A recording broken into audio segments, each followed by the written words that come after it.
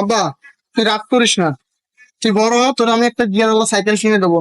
আজকে তোর আমি একটা পুরনো সাইকেল কিনে দিই। রাগ করিস না, ঠিক আছে রব? চল।